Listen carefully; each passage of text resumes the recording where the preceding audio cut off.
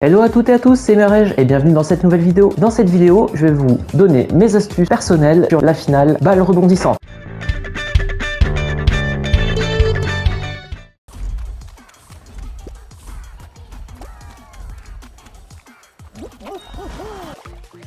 Allez, c'est parti pour les astuces. Donc premièrement, il va falloir s'isoler sur les plateformes avec les ronds roses où les balles rebondissantes apparaissent, puisque c'est celles qui vont disparaître en dernier. Et vous serez tranquille tout le long du niveau. Donc là, évitez, comme c'est le cas ici, de rester au milieu, parce que c'est là que vous serez au milieu des tirs croisés et que vous allez mourir, tout simplement. On continue dans les astuces d'ordre stratégique, se faire oublier tout simplement. Attendre que les autres s'entretuent entre eux et puis se faire oublier à côté d'un rond rose comme ça où des balles rebondissantes apparaissent. Comme je vous le dis, c'est ce qui est le plus durable et le plus serein. N'hésitez pas à rester dans votre coin et à balancer des balles rebondissantes de temps en temps. Et voilà, faites-vous oublier, n'allez pas là-bas au milieu, là où il y a tous les gens qui interviennent. Donc comme je vous le disais, troisième astuce, évitez le centre de manière stratégique, parce que c'est là que vous avez le plus de chances tout simplement de mourir, vous voyez, c'est là qu'il y a le plus de monde, etc. Et c'est là que les trous apparaissent en premier, donc c'est là que vous allez mourir en premier.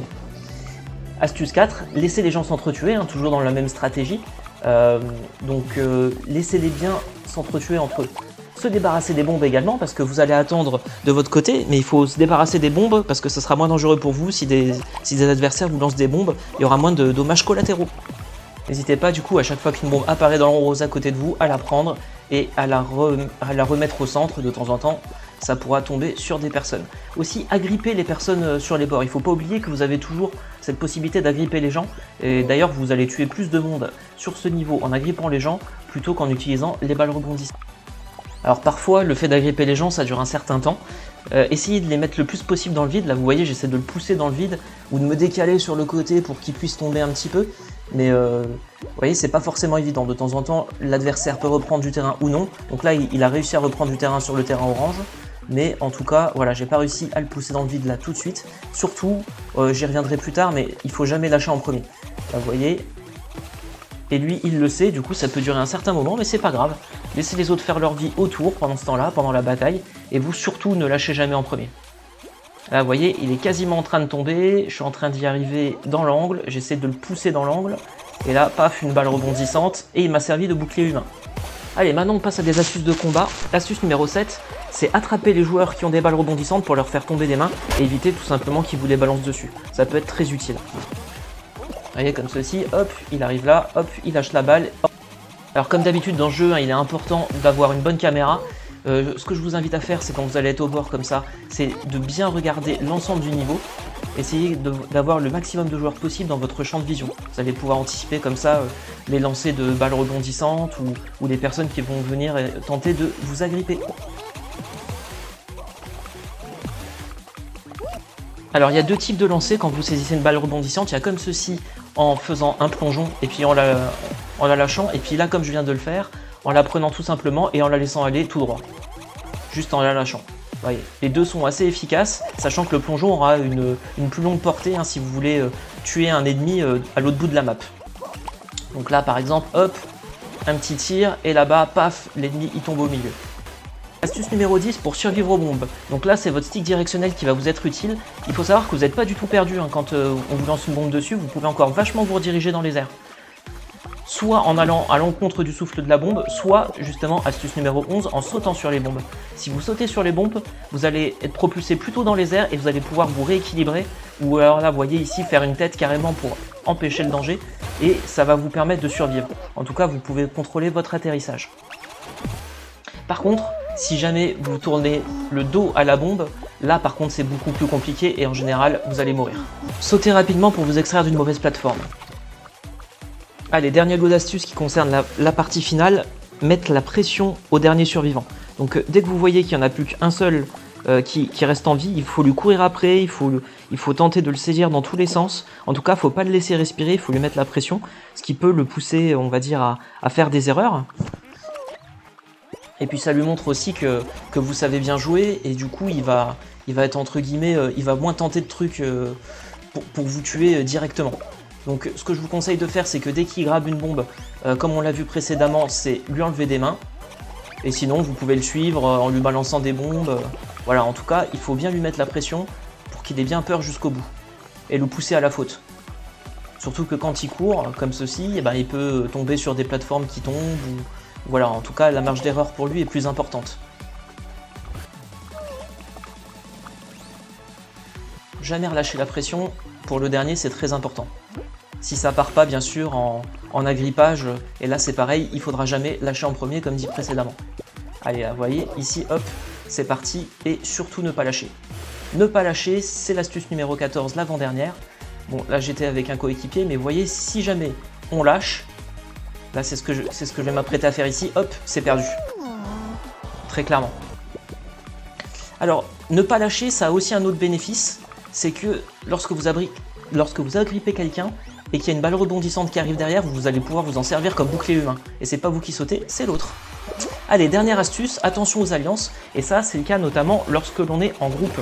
Donc là je vous ai mis une scène sans cut d'une finale par équipe, où j'étais donc du coup avec 3 autres de mes coéquipiers, donc là en l'occurrence il y en a un qui était déjà mort. Il faut faire attention, donc bien sûr essayer de ne pas tuer ses alliés, mais ça coule de source, mais c'est surtout que les autres sont dans des groupes bien distincts, et peuvent se mettre à plusieurs sur vous. Donc là il faut être assez vigilant. Donc cette partie me permet de repanacher un petit peu l'ensemble des astuces qu'on a vues ensemble. Donc là vous voyez que je m'isole. Je m'isole sur une plateforme où il y a un rond rose avec des balles rebondissantes qui spawnent. Et surtout, eh ben, je les enlève un maximum pour pas être touché par des dommages collatéraux si jamais quelqu'un me lance une autre balle rebondissante. Vous voyez, là j'observe bien avec la caméra. Je vois l'ensemble de la map. Je suis isolé, j'attends que tout le monde s'entretue. Hop, on m'a lancé une balle rebondissante, j'ai pu contrôler avec le stick directionnel mon atterrissage. Hop, j'en vois un qui est sur ma nouvelle plateforme, je lui mets la pression. Tout de suite, je l'empêche de saisir des balles rebondissantes et je me débarrasse des balles rebondissantes qui sont vers moi. Même si elles vont dans le vide, c'est pas grave. Voilà, j'attends qu'une nouvelle respawn et je l'enlève. Ça, jusqu'à ce qu'il n'y ait plus que les derniers survivants. Donc là, je peux aussi m'amuser à balancer avec le saut plongeant pour mettre la pression aux autres. Hop, là je vois qu'il y en a un qui commence à venir m'embêter. Hop, vous voyez, j'ai sauté sur la bombe, ça m'a permis de mieux contrôler mon atterrissage. Il est venu m'embêter, hop, je sors derrière les fagots et je viens lui mettre la pression. Là je le grabe, hop, pour pas qu'il puisse m'envoyer une bombe. Ça y est, hop, agrippage, surtout le plus important, ne pas lâcher. Ne pas lâcher, ne pas lâcher. Vous voyez, lui il lâche, là, hop, il recule, je vais pouvoir le pousser dans le vide. Donc très important de ne pas lâcher. Là, on voit qu'il y a des gens qui commencent à nous attaquer. Hop, il m'a servi de bouclier humain comme dit précédemment. Allez, il y en a un nouveau qui arrive. Et donc là, c'est pareil, surtout ne pas lâcher.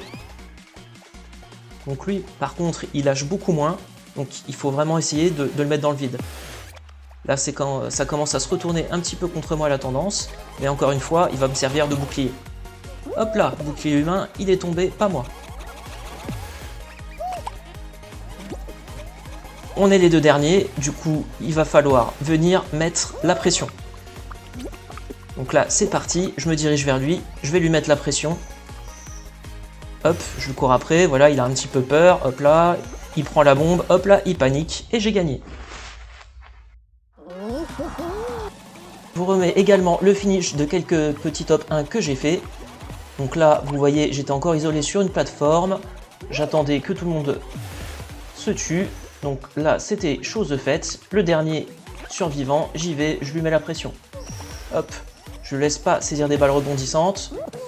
Et là, hop, encore une fois, la pression à payer sur la fin. Et enfin, un dernier petit top 1 pour la route. Là, c'est pareil. On est beaucoup plus nombreux. Par contre, là, je vais plus rapidement au centre. Quand vous êtes au centre comme ça, vous êtes vulnérable, donc il faut bien penser à bouger. Là, je vois qu'ils sont en train de s'entretuer les deux, je laisse faire, et voilà. On passe au dernier, et là, bah, il s'est suicidé avec la pression. Ne négligez pas la pression du dernier joueur sur la fin, elle est quand même prédominante sur vachement de joueurs. À moins que vous tombez sur quelqu'un qui a du skill. Voilà, en tout cas, c'est toujours bon à mettre la pression sur la fin. Voilà ce que je pouvais vous dire dans cette vidéo. Au niveau des astuces, j'espère que désormais vous pourrez remporter plus régulièrement cette finale de balles rebondissantes qui, à mon sens, est assez simple. En tout cas, moi je l'aime beaucoup. Ce sont mes astuces personnelles. La chaîne grandit, ça fait plaisir. Pensez à vous abonner et moi je vous dis à très bientôt pour une nouvelle vidéo. C'était Inerege. Ciao!